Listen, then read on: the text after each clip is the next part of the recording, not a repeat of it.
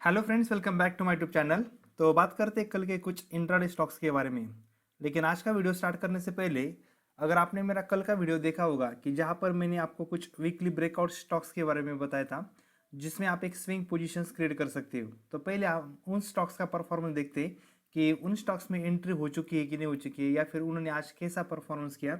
तो पहले हम उसको देख लेते हैं और बाद में मैं आपको कल के इंट्राडे स्टॉक्स के बारे में भी बताऊंगा। तो मैंने जो वीकली ब्रेकआउट के स्टॉक्स दिए थे, तो दो स्टॉक्स दिए थे, जिसमें से फर्स्ट था माइंट्री और सेकंड था एक्सिस बैंक। और दोनों भी स्टॉक्स में हमारी एंट्री जनरेट हो चुकी है। तो मैं आपको दोनों स्टॉक्स का परफॉर्मेंस दिखाता हूँ। तो सबसे पहले जो माइंट्री का स्टॉक्स था, ठीक है, मैंने कल के वीडियो में उसका पूरा एनालिसिस करके दिखाया है। आप चाहे तो उस वीडियो को भी देख सकते हो, मैं आपको लिंक उसके डिस्क्रिप्शन बॉक्स में दे दूंगा। तो आप देखिए, हमारी जो माइंट्री में जो एंट्री थी वो 4860 की थी, ठीक है। तो आज स्टॉक्स में एंट्री जनरेट हो चुकी है और आज का जो स्टॉक्स ने हाई दिया है उसका 4892 का, यानी कि लगभग हमारी एंट्री से 30 पॉइंट्स वो अपसाइड मूवमेंट कर चुका है। तो आप भी इस स्टॉक्स को रडार में रख सकते हैं, जहाँ पर हमारा स्टॉप लॉस 4711 का है और जो टारगेट है हमारा वो 5216 का है। लेकिन एक बात ध्यान में रखिए, टारगेट को टाइम भी लग सकता है, इसलिए मैंने इसको स्विंग पोजीशंस के लिए कंसिडर किया था। और जो सेकंड स्टॉक दिया था मैंने एक्सिस बैंक का, तो एक्सिस बैंक में भी हमारी एंट्री जनरेट हो चुकी है। तो एक्सिस बैंक में भी क्या लॉजिक था वो भी मैंने कल की वीडियो में डिटेल्स में डिस्कस किया था। आज सिर्फ हम ये देख रहे हैं कि हमारी एंट्री जनरेट हो चुकी है कि नहीं हो चुकी। तो अगर आप एक्सिस बैंक की एंट्री देखेंगे तो हमारी एंट्री थी 1180 पे, जो कि यहाँ पर आज जनरेट हो चुकी है। आज इस स्टॉक्स ने लगभग 1200 का हाई दे चुका है। और जो हमारी स्टॉप लॉस था वो 1105 का है और जो टारगेट है हमारा वो 1330 का है, ठीक है। तो आप इस स्टॉक्स को भी रडार पे रख सकते हैं। अब बात करते हैं हम कल के इंट्राडे स्टॉक्स के बारे में। तो कल के लिए मैंने यहाँ पर टोटल 3 स्टॉक्स निकाले और तीनों स्टॉक्स में हम सेलिंग की पोजीशन से क्रिएट करेंगे, ठीक है। पहले मैं आपको स्टॉक्स के नाम बता देता हूँ, फिर उसके बाद हम उसका भी एनालिसिस करेंगे। तो कल के लिए जो मैंने 3 स्टॉक्स निकले उसमें से फर्स्ट है विप्रो, सेकंड टाटा कंज्यूमर और थर्ड है आईसीआईसीआई प्रूडेंशियल। तीनों स्टॉक्स में हम सेलिंग की पोजीशन से क्रिएट करेंगे। तो चलिए मैं अब आपको ये बताता हूँ कि कहाँ पर हमारी एंट्री होनी चाहिए, क्या हमारा स्टॉप लॉस होना चाहिए और हम कितना टारगेट यहाँ पर अचीव कर सकते हैं। तो जो मैंने फर्स्ट स्टॉक्स निकाला है विप्रो, ठीक है, मैं आपको एनालिसिस बताता हूँ, ये विप्रो का स्टॉक्स है। अब एक बात ध्यान में रखिए, जब भी हम कोई इंट्राडे स्टॉक्स के बारे में कंसिडर करते या फिर इंट्राडे स्टॉक्स को कवर करते, तो कभी भी ध्यान में रखिए जो भी आपका एनालिसिस होगा ना वो लंबे टाइम फ्रेम में होना चाहिए। सिर्फ आपकी एंट्री और एग्जिट ये स्मॉल टाइम फ्रेम में होना चाहिए। आप स्विंग पोजीशंस के लिए कंसिडर कीजिए या फिर लॉन्ग टर्म के लिए, लेकिन जब भी आप एनालिसिस करते हो तो आपकी जो एनालिसिस होगी वो बड़े टाइम फ्रेम होनी चाहिए, लेकिन आपका जो एंट्री और एग्जिट है वो स्मॉल टाइम फ्रेम में होना चाहिए, ताकि आपका स्टॉप लॉस उसमें कम लगे। अब देखिए, जो विप्रो का स्टॉक है मैंने इसको कौन से बेसिस पे निकाला है, ठीक है। तो आप देखिए विप्रो का जो स्टॉक है उसने इस रेक्टेंगल पे मल्टीपल टाइम रेजिस्टेंस को फेस किया था, ठीक है। First time, second time, third time, उसके बाद ना फोर्थ अटेम्प्ट में इस रेजिस्टेंस को ब्रेक किया था। आप देखेंगे तो रेजिस्टेंस को ब्रेक करने के बाद उसने रिटेस्ट भी किया था और फिर यहाँ से बाउंस बैक किया था। लेकिन अब क्या हुआ, वो फिर से इसी सपोर्ट के आसपास ट्रेड कर रहे हैं, ठीक है। इस सपोर्ट्स पे वो फिर से इसने यहाँ पर सपोर्ट लिया, बाउंस बैक किया, फिर से सपोर्ट लिया, फिर से बाउंस बैक किया और फिर से सपोर्ट लिया।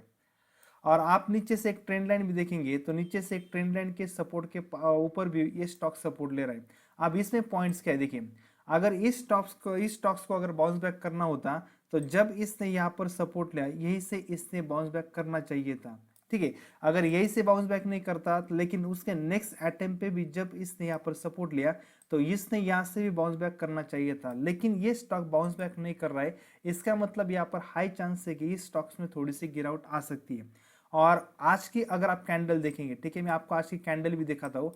आज की अगर कैंडल देखेंगे तो यहाँ पर एक स्ट्रांग बेरिश कैंडल है, ठीक है। यहाँ पर एक स्ट्रांग बेरिश कैंडल है, जहां से ये स्टॉक ओपन हुआ वहां से उसमें गिरावट स्टार्ट हुई और जो जहां पर उसका लो है वहीं पर उसकी क्लोजिंग भी, मतलब ये एक स्ट्रांग बेरिश कैंडल है। तो यहाँ पर एक हाई प्रोबेबिलिटी के कल अगर ये स्टॉक इस आज के लो को अगर ब्रेक करता है तो यहाँ पर एक डाउन साइड की मूवमेंट आ सकती है। तो इसलिए हम क्या करेंगे, इस स्टॉक्स को कल सेल करेंगे 452 के लेवल पे। हमारा जो स्टॉप लॉस होगा वो 456 का, यानी कि 4 पॉइंट का स्टॉप लॉस होगा। और जो हमारा फर्स्ट टारगेट होगा वो 448 का और सेकंड जो टारगेट था 444 का। अब मैंने टारगेट, स्टॉप लॉस और सेलिंग की जो लेवल है वो कैसे निकाली वो आपको बताता हूँ। तो जैसे कि मैंने कहा कि एनालिसिस आपका बड़े टाइम फ्रेम में होना चाहिए, तो एनालिसिस के लिए मैंने यहाँ पर डेली का टाइम फ्रेम यूज किया था, लेकिन जो सेलिंग की पोजीशन, स्टॉप लॉस और टारगेट के लिए मैंने यहाँ पर 15 मिनट का टाइम फ्रेम कंसिडर किया है। तो मैं आपको सिर्फ ये दिखाता हूँ कि मैंने सेलिंग की लेवल कैसे निकाली, स्टॉप लॉस कैसे निकाला और टारगेट 1 और 2 को मैंने कैसे फाइंड आउट किया। तो मैं इसका टाइम फ्रेम कम कर देता हूँ 15 मिनट्स का। ठीक है, आप देखिए आप।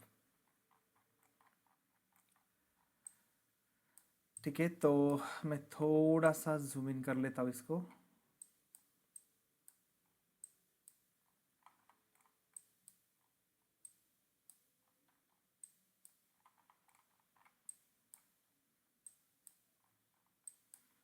ठीक है, अब देखिए जो हमारी सेलिंग की पोजीशन है वो सेलिंग की पोजीशन आज के कैंडल, आज के लो के नीचे यानी कि 452 पे, और जो हमारा स्टॉप लॉस होगा वो स्टॉप लॉस इस स्विंग के ऊपर होगा। ठीक है, स्टॉप लॉस जो होगा वो हमारा इस स्विंग के ऊपर यानी कि 456 का स्टॉप लॉस, एंट्री 452 की, और जो हमारा फर्स्ट टारगेट है वो 448 का, और जो सेकंड टारगेट है वो 444 का। अब मैं आपको ये बताता हूँ मैंने टारगेट कैसे फाइंड आउट किया। तो अगर आप टारगेट देखेंगे तो हमारा जो फर्स्ट टारगेट होगा वो इस लो के आसपास हमारा फर्स्ट टारगेट होगा यानी कि 448, और जो सेकंड टारगेट होगा वो हमारा 444 का होगा। और अगर ये स्टॉक यहाँ पर सस्टेन नहीं करता तो यहाँ से एक बड़ी गिरावट भी इस स्टॉक्स में आ सकती है। तो कल आप इस स्टॉक्स को अपने रडार पे रख सकते हो। और एक बात ध्यान में रखिए, जब भी आप कोई पोजीशंस क्रिएट करते हैं ना, तब आप आपका अपना खुद का भी एनालिसिस किया कीजिए। ठीक है, और उसके बाद अगर आपको सही लग रहा है आपका time, risk management, money management, तभी जाके आप यहाँ पर पोजीशंस क्रिएट कीजिए। ठीक है, तो ये था विप्रो। अब जो मैंने सेकंड स्टॉक्स आपके लिए निकाला है, ठीक है, सेकंड वो है टाटा कंज्यूमर। मैं आपको वो भी दिखाता हूँ। ठीक है, तो मैं इसको थोड़ा सा जूम इन कर लेता हूँ। ठीक है, तो सेकंड जो स्टॉक्स है वो टाटा कंज्यूमर। अब टाटा कंज्यूमर में देखिए यहाँ पर भी एक ट्रायंगल का, डिसेंडिंग ट्रायंगल का पैटर्न बन चुका है। ठीक है, ये जो ट्रायंगल का पैटर्न है वो डिसेंडिंग ट्रायंगल का है। तो यहाँ पर देखिए ये स्टॉक्स ने मल्टीपल टाइम यहाँ पर सपोर्ट हिट किया था। ठीक है, third time, fourth time, fifth time breakout किया था, लेकिन फिर से बाउंस बैक हो गया, और अब यहाँ पर 6 टाइम्स आ रहा है। ऊपर से अगर आप ट्रेंड लाइन भी देखेंगे तो ये ट्रेंड लाइन को भी रिस्पेक्ट कर रहा है, और यहाँ पर अगर आप देखेंगे अच्छी तरह से, ठीक है, इसने ट्रेंड लाइन को ब्रेक किया था। ठीक है, इसने ट्रेंड लाइन को भी ब्रेक किया था, लेकिन ये ब्रेकआउट सस्टेन नहीं कर पाए, ब्रेकआउट फेलियर हो चुका है। इस तरीके से भी आप ब्रेकआउट फेलियर को आप गेस कर सकते हो। तो जैसे इसने यहाँ पर ब्रेकआउट को फेल किया, मतलब ब्रेकआउट किया, लेकिन ब्रेकआउट फेलियर हो गया, और ये स्टॉक्स ना फिर से नीचे की तरफ आप मूवमेंट कर रहे हैं। अब मेरा यहाँ पर ये एनालिसिस है कि अगर कल आज के लो को अगर ये स्टॉक्स निकलता है तो यहाँ पर भी एक डाउन साइड की मूवमेंट आ सकती है। अब इस बार ये सपोर्ट को रिस्पेक्ट नहीं करेगा। क्यों नहीं करेगा? क्योंकि इसने सपोर्ट को मल्टीपल टाइम हिट कर चुका है, और ये सपोर्ट अब वीक भी हो चुका है। ठीक है, फर्स्ट टाइम सपोर्ट लिया, second time, third time, fourth time, fifth time, अब ये 6 टाइम्स इस सपोर्ट को हिट कर रहा है। तो मल्टीपल टाइम अगर कोई स्टॉक सपोर्ट को हिट करता है तो वो सपोर्ट लो हो जाता है। तो अब मुझे भी यहाँ पर मेरा यही एनालिसिस है कि अगर ये स्टॉक्स आज के लो को अगर निकलता है तो हो सकता है कि इसमें डाउन साइड की मूवमेंट आ जाए। तो इसलिए हम क्या करेंगे, आज के लो के नीचे हम यहाँ पर एक सेलिंग की पोजीशंस क्रिएट करेंगे। ठीक है, तो हमारी सेलिंग हो गई 1087 के लेवल पे। हमारा जो स्टॉप लॉस होगा वो 1100 का। अब इस सेलिंग की पोजीशन, स्टॉप लॉस, टारगेट निकालने के लिए मैंने फिर से इसे 50 मिनट्स में कंसिडर किया था। जैसे कि मैंने आपको बताया कि जब भी आप कोई एनालिसिस करते हैं तो बड़े टाइम फ्रेम में होना चाहिए, लेकिन आपका जो एंट्री एग्जिट होगा वो स्मॉल टाइम फ्रेम में होना चाहिए। तो इस स्टॉक्स में हम सेलिंग की पोजीशन क्रिएट करेंगे 1087 पे। हमारा स्टॉप लॉस होगा 1100 का, यानी कि नियर अबाउट 11 पॉइंट का, और जो हमारा फर्स्ट टारगेट होगा वो होगा 1075 का, यानी कि यहाँ पर हमारा फर्स्ट टारगेट है 1075 का, और जो सेकंड टारगेट है वो होगा 1068 का। तो आप इस स्टॉक्स को भी कल अपने रडार पर रख सकते हैं। और जो थर्ड स्टॉक्स है हमारा वो आईसीआईसीआई प्रूडेंशियल, तो ये भी सेलिंग के लिए। तो आप देखिए यहाँ पर क्या हुआ, ये स्टॉक्स ने अभी फिलहाल अपने रेजिस्टेंस से रिजेक्शन फेस किया है। ठीक है, अगर इस स्टॉक्स का अगर आप एनालिसिस करेंगे तो ये स्टॉक्स ने अभी रिसेंट अपने रेजिस्टेंस से इसने अभी रेजिस्टेंस को फेस किया है, और वहां से वो नीचे डाउन साइड जा रहा है। नीचे अगर आप देखेंगे यहाँ से ट्रेंड लाइन भी आ रहा है। ठीक है, और उसने आज इस ट्रेंड लाइन को ब्रेकआउट किया हुआ है। ठीक है, हम थोड़ा डिटेल में समझते हैं एक्चुअली हुआ क्या। जो मैंने ऊपर जो रेक्टेंगल ड्रॉ किया है तो वहां पर इस स्टॉक्स ने मल्टीपल टाइम रेजिस्टेंस को फेस किया, ठीक है, second time, third time, fourth time, fifth time भी आया था, सिक्स अटेम्प्ट में रेजिस्टेंस को ब्रेक किया लेकिन सस्टेन नहीं कर पाया। फिर से यहाँ पर एक डाउन साइड के मूवमेंट आ गए और अभी रिसेंटली इस स्टॉक्स ने फिर से वही से रेजिस्टेंस को फेस किया है। और आज अगर देखेंगे नीचे से जो ट्रेंड लाइन आ रही है, आज उसने उस ट्रेंड लाइन को भी ब्रेक किया है, ठीक है। और आप देखेंगे यहाँ पर भी जो बियरिश कैंडल बनी है ना, वो भी बहुत स्ट्रांग है, ठीक है। नीचे से जो ट्रेंड लाइन आ रही है उसने उसको भी ब्रेक डाउन किया है। तो यहाँ पर हाई चांस है कि अगर कल ये स्टॉक्स फ्लैट ओपन होता है और जैसे ही आज के लो को निकलता है तो यहाँ पर भी एक डाउन साइड की मूवमेंट आ सकती है। आप एक बात और एक नोट कीजिए, जब भी मैं कोई स्टॉक्स आपको बाय या सेलिंग के लिए देता हूँ तब वो स्टॉक्स ना फ्लैट ओपन होना चाहिए। अगर बहुत बड़ा गैप अप या फिर गैप डाउन ओपन होता है तो अच्छा है कि इसको इग्नोर ही कीजिए। लेकिन अगर कल ये स्टॉक फ्लैट ओपन होता है तो आप यहाँ पर एक सेलिंग की पोजीशन क्रिएट कर सकते हो, जहां पर हमारा सेलिंग की पोजीशन होगी 571 पे। हमारा जो स्टॉप लॉस होगा वो 580 का होगा, यानी कि लगभग यहाँ पर।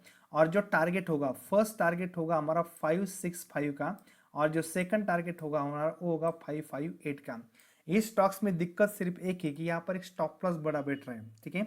अगर आप नोटिस करेंगे सेलिंग पोजीशन और स्टॉप लॉस को तो यहाँ पर हमारा नियर अबाउट 9 पॉइंट का स्टॉप लॉस है, यानी कि 2% के आसपास है। यही एक प्रॉब्लम है। लेकिन आप अगर सही रिस्क मैनेजमेंट, मनी मैनेजमेंट करते हो तो आप इस स्टॉक्स में भी एंट्री कर सकते हो। तो आई होप कि आपको आज के तीनों स्टॉक्स के बारे में, तीनों स्टॉक्स का लॉजिक भी पता चल चुका होगा, कहाँ पर एंट्री करनी है, कहाँ पर एग्जिट करनी है, कितना हमारा स्टॉप लॉस होगा, ये सभी पॉइंट्स आपके क्लियर हो चुके होंगे। तो आज के लिए इतना ही था, मिलते हैं नेक्स्ट वीडियो में। Thank you.